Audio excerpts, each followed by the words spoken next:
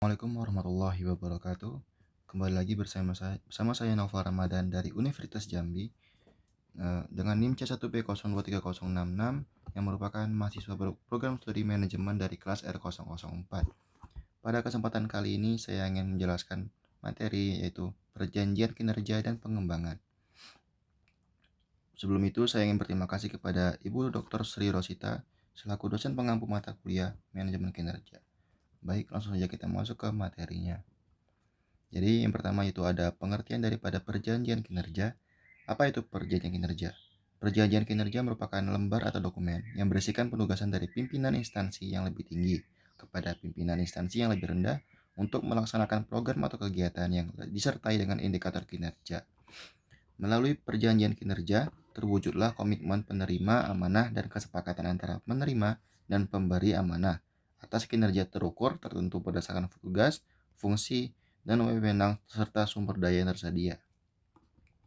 Jadi, apa saja tujuan daripada penyusunan perjanjian kinerja? Jadi yang pertama itu ada menyelaraskan tujuan individu dengan tujuan organisasi. Lalu yang kedua ada memberikan dasar objektif dalam menilai pencapaian kinerja. Yang ketiga ada sebagai dasar penilaian keberhasilan atau kegagalan pencapaian tujuan dan sasaran organisasi. Dan yang terakhir yang keempat itu ada mendorong akuntabilitas dan tanggung jawab kinerja pada setiap level organisasi. Lalu berikutnya ada penyusunan perjanjian kinerja. Yang pertama itu ada pihak yang menyusun perjanjian kinerja. Terdapat ada dua pihak. Yang pertama itu ada kementerian antar lembaga, yaitu pimpinan tertinggi, lalu pimpinan unit kerja atau eselon 1, lalu yaitu pimpinan satuan kerja. Yang kedua yaitu pemerintah. Yang pertama ada provinsi dari provinsi, kabupaten maupun kota, ataupun pimpinan satuan kinerja pemerintah daerah atau SKPD. Lalu yang kedua yaitu waktu penyusunan kinerja. Perjanjian kinerja harus disusun setelah suatu instansi pemerintah telah menerima dokumen pelaksanaan anggaran. Paling lambat 1 bulan setelah dokumen anggaran disahkan. Yang terakhir yang ketiga yaitu penggunaan sasaran dan indikator. Perjanjian kinerja menyajikan indikator kinerja utama yang menggambarkan hasil-hasil yang utama dan kondisi yang seharusnya tanpa mengesampingkan indikator lain yang relevan. Yang berikutnya yaitu ada format perjanjian kinerja. Secara umum, format perjanjian kinerja terdiri atas dua bagian, yaitu pernyataan dan lampiran.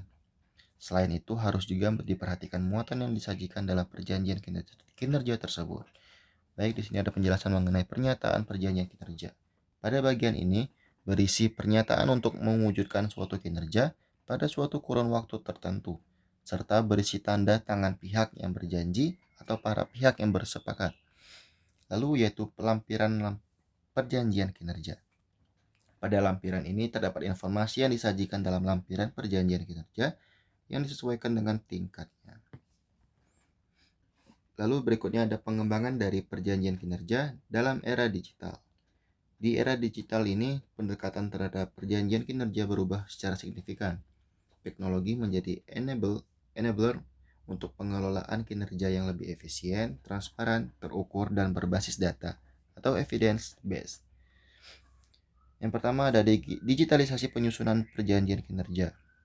Sebelumnya perjanjian kinerja disusun dan ditandatangani dalam bentuk dokumen, cetak ataupun manual. Namun sekarang penyusunan bisa dilakukan melalui aplikasi digital berbasis web atau cloud, misalnya e-Sakip, e-Kinerja BKN, Simpek, atau aplikasi buatan instansi masing-masing. Dan dokumen dapat disimpan dalam sistem elektronik. Yang kedua ada penggunaan indikator kinerja berbasis data. Dalam era digital memungkinkan adanya penetapan indikator kinerja, IKU atau IKP, berbasis data aktual dan historis. Evaluasi kinerja juga berdasarkan evidence bukan asumsi semata. Lalu adanya sistem dashboard yang menampilkan pencapaian target secara visual dan real time.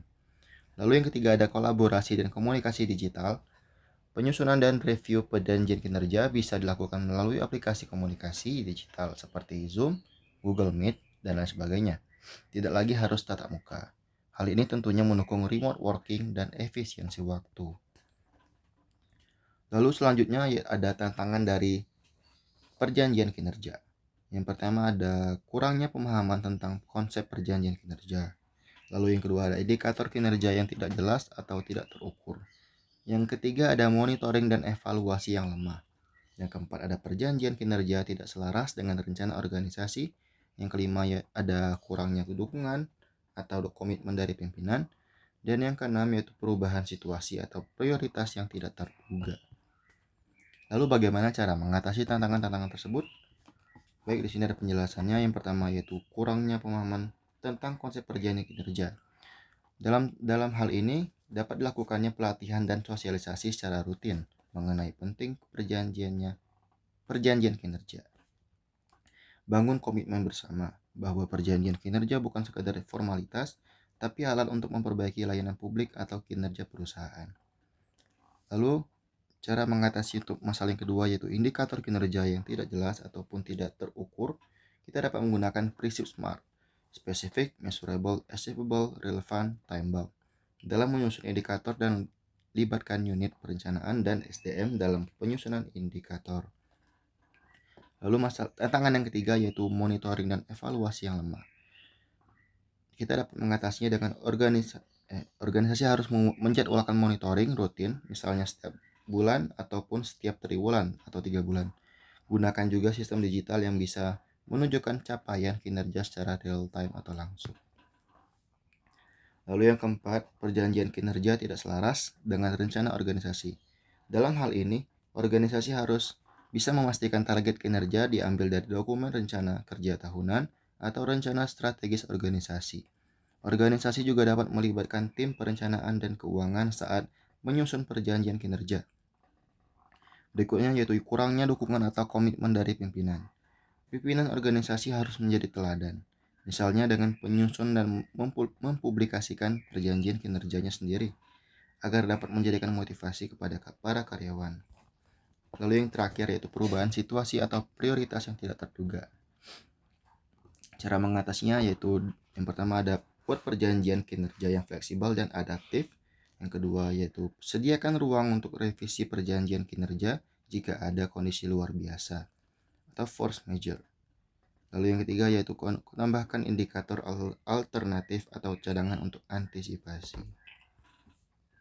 Baiklah, saya akan membacakan kesimpulan daripada materi ini.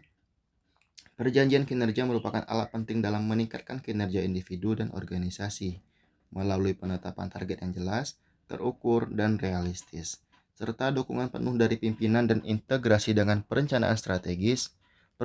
Perjanjian kinerja dapat mendorong peningkatan produktivitas dan efisiensi kerja.